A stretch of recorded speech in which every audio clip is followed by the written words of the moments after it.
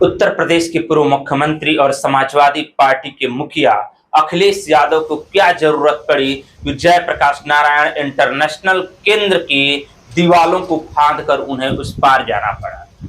यह मामला पिछले वर्ष का है। इसी मामले को देखते हुए इस समय मौजूदा जो योगी सरकार है 11 अक्टूबर को अखिलेश यादव को उनके ही घर में नजरबंद करके रख दी। उनके घर के बाहर बड़ी संख्या में बैरिकेडिंग के साथ फोर्स भी वहां पर एकत्रित हो गई और जयप्रकाश नारायण इंटरनेशनल केंद्र जो है उसके बाहर भी फोर्स एकत्रित थी। आखिर में ऐसा क्यों करना पड़ा मौजूदा सरकार को? किस बात की शंका थी मौजूदा सरकार को?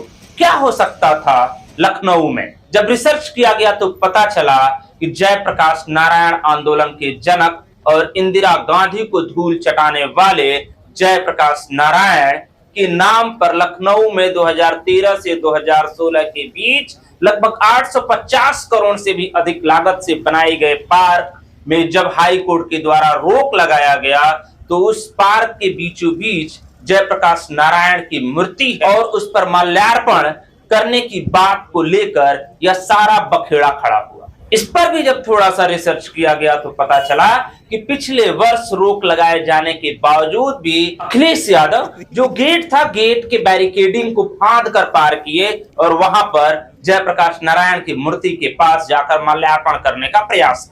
इस बार जब अखिलेश यादव को उनके घर में नजरबंद किया गया तो एक रात्रि अखिलेश यादव सीधे जेपीएनआईसी की तरफ रुख किए और जिस गेट से वे पिछली बार कूद कर अंदर प्रवेश किए थे उस गेट पर इस बार टीन शेड के द्वारा ढक दिया गया था।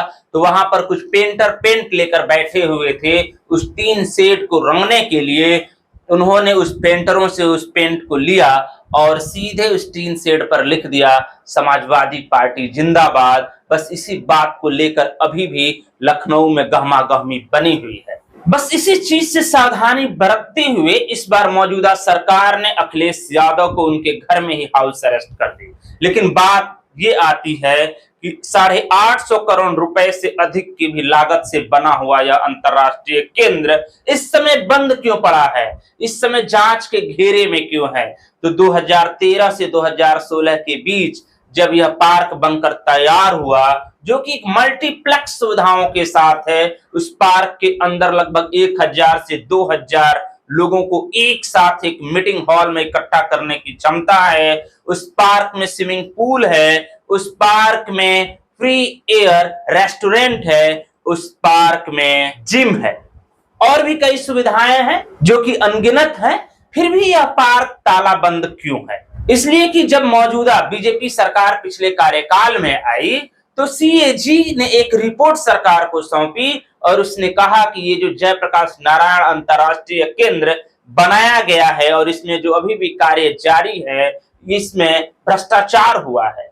बस क्या था, भाजपा सरकार को तो एक बिंदु चाहिए था और उसी बिंदु को लेकर हाई कोर्ट में चली गई और हाई कोर्ट ने इस पार्क पर रोक लगा दी।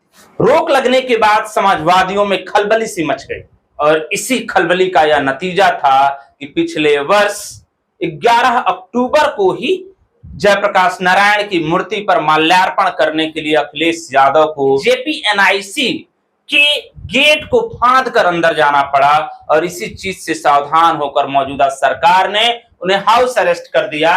लेकिन अखिलेश यादव यही नहीं माने, अपने घर के बाहर ही जयप्रकाश नारायण की एक मूर्ति लेकर आए और उस मूर्ति पर मीडिया के सामने और अपने हजारों समर्थकों के सामने माल्यार्पण किया और मीडिया से जब बातचीत किया तो इसके लिए उन्होंने सीधे तौर पर बीजेपी सरकार की बौखलाहट को दर्शाया, बीजेपी के अपमान से जोड़कर बताया। इसके साथ ही और भी कई नेताओं की प्रतिक्रियाएं सामने आई। तो सबसे पहले समाजवादियों में से शिवपाल सिंह यादव की प्रतिक्रिया सामने आई और उन्होंने कहा कि मौजूदा सरकार को इस प्रकार की प्रतिक्रिया या क्रिया नहीं करनी चाहिए थी।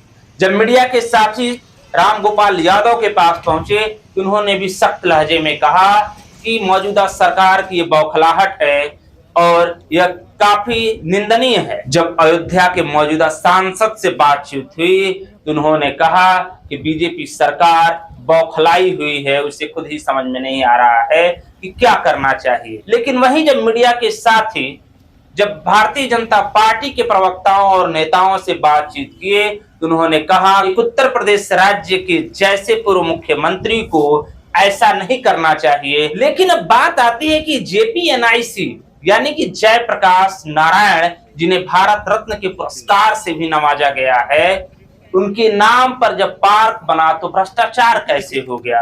आखिर में यह पार्क बनाने की जरूरत क्यों पड़ी? तो इसका सीधा सपना अगर देखा जाए तो इसको देखा था समाजवादी पार्टी के संस्थापक मुलायम सिंह यादव ने, और उन्हीं की इच्छा थी मैं जिस आंदोलन से निकल कर आया हूं उनके नाम पर एक लखनऊ के बीचों बीच पार्क बनना चाहिए।